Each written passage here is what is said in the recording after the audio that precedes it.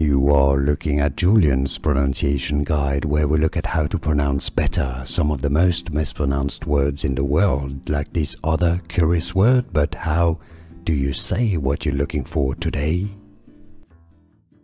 How to pronounce this name? Well, there could be different pronunciations, but generally, since it's a name that's mostly common in Spanish-speaking languages and also in Italian, in both cases it's said as Lina, with the I pronounced like a E, Lina.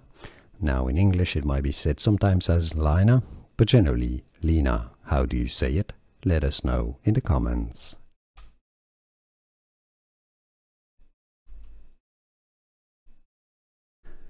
Here are more videos on how to pronounce more confusing words and names too many mispronounced. Like this video if you found it useful. I appreciate your support. I'll see you soon and thanks for watching.